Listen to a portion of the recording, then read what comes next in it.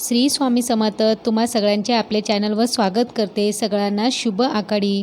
आज आषाढी एकादशी आहे. आज मी आषाढी एकादशीनिमित्त विठ्ठल रुक्माईची छान अशी पूजा केली आहे. चला तर बघूया मी पूजा आज कशी केली आहे.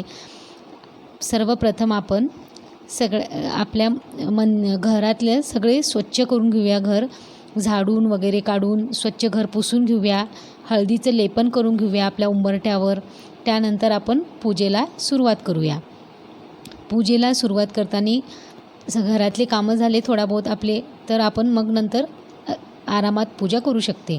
चला तर बघूया मग आपण आता पूजा. सर्वप्रथम मी तुळशीला जल दिला आहे. जल नाही दिला आहे, आज उपवास आहे, तर हळद कुंकू लावून दिवा लावलेला आहे.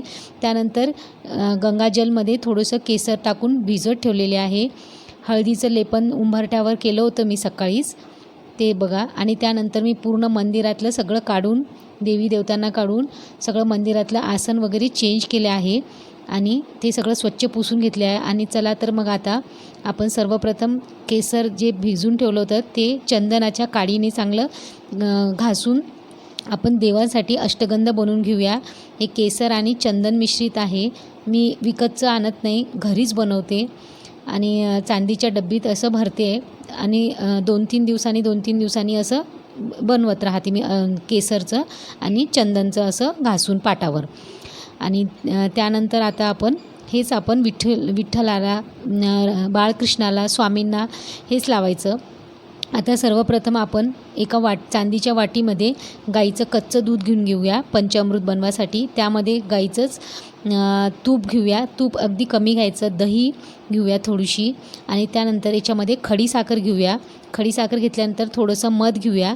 आणि याच्यामध्ये आज कधी पण गुरुवारी स्वामी समर्थांना अभिषेक करताना पंचामृतमध्ये केसरच्या 2-3 काड्या जरूर टाकावी. आज तर एकादशीच आहे आणि ती पण एवढी मोठी एकादशी, तर तुम्ही हे जरूर टाकत जा, नाही तर हळद टाकत जा थोडीशी. आणि त्यानंतर आपण हे जल घेतलेलं आहे त्यामध्ये थोडंसं गंगाजल पण टाकून घेऊया. आपल्याला अभिषेकसाठी लागणार आहे, तर त्याच्यामध्ये पण गंगाजलचे 2-3 थेंब टाकूया. सर्वप्रथम गणपती बाप्पाची पूजा करून घेऊया. मी तुम्हाला एक सॉरी सांगते, कारण की माझा कॅमेरा जरासा हल्ला आहे, तर तेवढं शूटिंग व्यवस्थित नाही झालेली आहे, तुम्ही समजून घेऊ शकता. सर्वप्रथम गणपतींना मी जलने अभिषेक केलेला आहे 11दा आणि त्यानंतर पंचामृताने 11दा आणि परत जलने 11दा अभिषेक केला आहे गणपती बाप्पांना. आणि गणपती बाप्पांना अभिषेक करताना ओम गणपती नमः हा मंत्र म्हणायचा. स्वच्छ कपड्याने पुसून घेऊन त्यांना धूपदीप दाखवून पूजा केली. त्यानंतर बाळकृष्णाला घेतलं. बाळकृष्णाला पण जलने अभिषेक घातलं सर्वप्रथम, गंगाजल मिश्रित जलनी. त्यानंतर बाळकृष्णाला पंचामृताने अभिषेक घातला आहे 11 वेळा. ओम नमो भगवते वासुदेवाय, ओम नमो भगवते वासुदेवाय या मंत्राचा जप करत करत मी बाळकृष्णांना अमृताने अभिषेक केला आहे. त्यानंतर शुद्ध जलने परत अभिषेक करून स्वच्छ कपड्याने पुसून घेऊन ठेवून दिलं आहे. त्यानंतर विठ्ठल रुक्माईला सर्वप्रथम मी पायावर पाणी टाकलेलं आहे. अभिषेक करताना पायावर पाणी टाकल्यानंतर मग त्यांच्या डोक्यावर वगैरे पाणी टाकलं आहे, गंगाजल टाकले आहे. त्यानंतर पंचामृताने विठ्ठल रुक्माईला मंत्र म्हणत विठ्ठल विठ्ठल जय हरी विठ्ठल, विठ्ठल विठ्ठल जय हरी विठ्ठल या मंत्राचा जप करत करत मी 11 वेळा पंचामृताने पण अभिषेक केलेला आहे आणि 11 वेळा जलने अभिषेक केलेला आहे. जलमध्ये तुळशीचं पान पण टाकलं होतं. तुळशीचं पान अतिशय प्रिय आहे भगवान विठ्ठलांना. त्यानंतर अभिषेक झाल्यानंतर छान गंगाजलने अभिषेक झाल्यानंतर आपण त्यांना स्वच्छ कपड्याने, असं मऊसूत स्वच्छ कपड्याने छान पुसून घेऊया. अभिषेक करताना मंत्राचा जप सतत चालूच ठेवायचा, म्हणजे आपण जे अभिषेक करतो ते जल पण अभिमंत्रित होते आणि ते जल घरातील सगळ्या व्यक्तींनी एक घोट प्यायचा. त्यानंतर तुळशीपत्र पण वाहलेले आहे अभिषेक करतानाच आणि त्यावर पण पुन्हा एकदा गंगाजल टाकून अभिषेक केलेला आहे. आज एकादशी निमित्त छान अशी पूजा झाली माझी. त्यानंतर मी गंगाजलनी पूजा केल्यानंतर असं विठ्ठल रुक्माईला छान असं स्वच्छ कपड्यामध्ये, मऊसूत कपड्यामध्ये छान कोरडं पुसून घेतलं आहे. आणि आता चला तर आपण आता सगळ्या देवी देवतांना, घरातील आता आपल्या मंदिरामध्ये जितके देवी देवता आहे त्यांना सगळ्यांना एका मोठ्या तामणामध्ये घेतलं आहे आणि सगळ्यांना गंगा मिश्रित जल आणि पंचामृताने अभिषेक घातला आहे. सगळ्यांना सेपरेट सेपरेट जर घालायला गेलं तर याच्यामध्ये 2 तास आरामात लागतात, म्हणून मी असं केलं आहे आज. त्यानंतर हे विष्णू भगवानचे चिन्ह आहे, त्यांना पण छान अभिषेक करून स्वच्छ पुसून घेतला आहे. सगळ्यांना आपल्या आपल्या जागेवर विराजमान केला आहे आणि सगळ्यांना आता हिना अत्तर, चंदन अत्तर, गुलाबाचं अत्तर, मोगऱ्याचं अत्तर जे आपल्याकडे असतील ते अत्तर सगळ्या देवी देवतांना लावून घे. हिना अत्तर तर आपल्याला माहिती आहे, स्वामींना माहीत आहे लावतो आपण, कृष्ण भगवानांना हे लावतो आपण. त्यानंतर आपण देवी देवतांना सगळं अष्टगंध, हळद कुंकू वगैरे लावून घेतलेलं आहे. कृष्णाला, बाळकृष्णाला तुळशीदल वाहलेलं आहे, पिवळं फूल वाहलेलं आहे. त्यानंतर विठ्ठल रुक्माईला अत्तर लावून घेतलं आहे आणि त्यांच्यासाठी फुलाचं छान आसन बनवलेलं आहे. त्यांना त्याच्यावर विराजमान करून घेऊया. सर्वात प्रथम विराजमान केल्यानंतर त्यांना आपल्या आसनावर विराजमान केल्यानंतर सगळ्यांना अत्तर लावून घेतले आहे आणि त्यानंतर आपण जे अष्टगंध बनवलं होतं विठ्ठल आणि सगळ्या देवतांसाठी, ते अष्टगंध फक्त पुरुष देवतांनाच लावायचं. हे अष्टगंध स्त्री देवीला नाही लावायचं. सर्वप्रथम आपण विठ्ठलाला हे अष्टगंध छान लावून घेऊया. चंदन अष्टगंध आहे हे. आणि रुक्मिणीला आपण हळद लावूया, पाण्यात ओली करून लावलेली आहे हळद रुक्मिणीला. आणि त्यानंतर कुंकू लावून घेऊया आणि त्यानंतर आपण विठ्ठलाला जानवं पण घालून घेऊया. थोडंसं कॅमेरा हल्ला आहे त्यामुळे दिसत नाही आहे, पण छान जानवं पण घालून घेतलं आहे. आणि त्यानंतर रुक्मिणीसाठी मी असं छोटंसं मंगळसूत्र बनवून घेतलं आहे. असं सोन्याचं आहे हे, पण छान सुंदर आहे. मी रुक्मिणीसाठी बनवून घेतलं. रुक्मिणींना आपण मंगळसूत्र पण घालून घेऊया छान.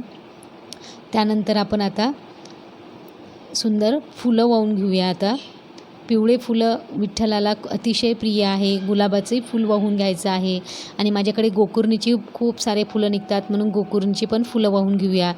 कृष्णाला तर गोकुर्णीचे फूल अतिशय प्रिय आहे. आपण आता सगळ्या देवी देवतांना पण घरामध्ये फुलं वाहून घेऊया. घरातील सगळ्या मंदिरातील सगळ्या देवी देवतांना छान फुलं वाहून घेऊया. त्यानंतर आपण आता समोरचं म्हणजे फुलं वाहून झालं की आपण मोगऱ्याचा गजरा आणला आहे देवीसाठी, तो गजरा पण वाहून घेऊया. गजरा छान अतिशय सुंदर दिसत आहे. हा अगदी प्रफुल्लित वातावरण होऊन जाते असे छान सुगंध याने. बघा किती गोड दिसत आहे आपले विठ्ठल रुक्माई. खरंच एकादशी म्हटलं ना तर आपले माऊलीच आहे ते. आई आणि वडील म्हणतो ना आपण, घरात आले की कसं आनंदाचं वातावरण होते, तसंच विठ्ठल रुक्माई आपल्या घरी आले आहे. आज अतिशय भावूक होत आहे मी. आणि बघा किती सुंदर दिसत आहे आपले विठ्ठल रुक्माई. आणि विठ्ठल रुक्माईची अशी सुंदर सजावट झाल्यानंतर आपण आता त्यांना छान नैवेद्य दाखवूया. नैवेद्यासाठी मी गाईचं कच्चं दूध घेतलं आहे आणि गाईचं कच्चं दूध घेतल्यानंतर एका छोट्याशा चांदीच्या वाटीमध्ये गाईचं कच्चं दूध घेऊन घ्या. त्यामध्ये थोडंसं आपण आता खडीसाखर आणि केसर टाकून घेऊया.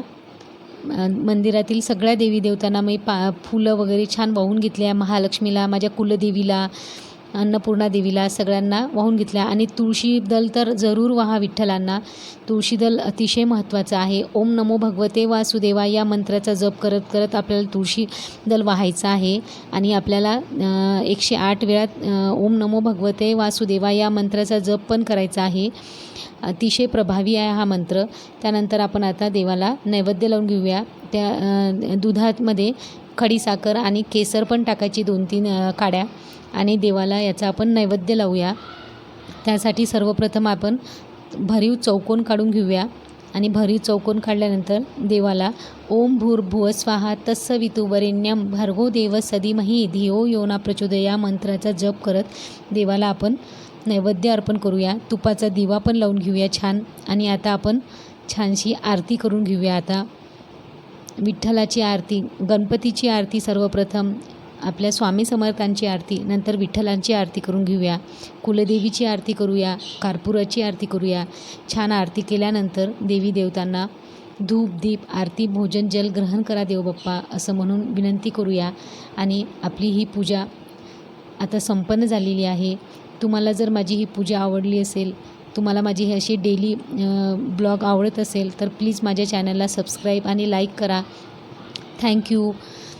आणि कापूर आणि लवंग मी जाळते आहे, त्याचा धूर पण देते देवाला रोज. आणि अशा प्रकारे माझी आज ही पूजा पूर्ण झालेली आहे. आणि त्यानंतर मी आपली नित्यसेवा केलेली आहे. स्वामी समर्थांचा पूर्ण एक पाठ सुरू आहे माझा, तो पण करते. आणि आजपासून गोपद्माची सेवा हा पण संकल्प केला आहे मी करणार आहे म्हणून. छान गोपद्माची रांगोळी काढली आहे, त्याला हळदी कुंकू वाहून, फूल वाहून, धूप दीप दाखवलेला आहे, नैवेद्य दाखवलेला आहे, ओवाळून घेतला आहे. ही पण माझी आता 4 महिन्यासाठी संकल्पयुक्त सेवा राहील. आणि आपली नित्यसेवा तर सुरूच आहे. 11 माळी, तारक मंत्र आणि रोज एक पाठ, असे 21 दिवसाचे एक पाठ मी 21 दिवसाचा संकल्प केलेला आहे, तो पण मी करणार आहे. आणि आज एकादशी, आषाढी एकादशीनिमित्त ही माझी साधी भोळी पूजा केलेली आहे. तुम्हाला आवडली तर लाईक करा, सबस्क्राईब करा. Bye, thank you.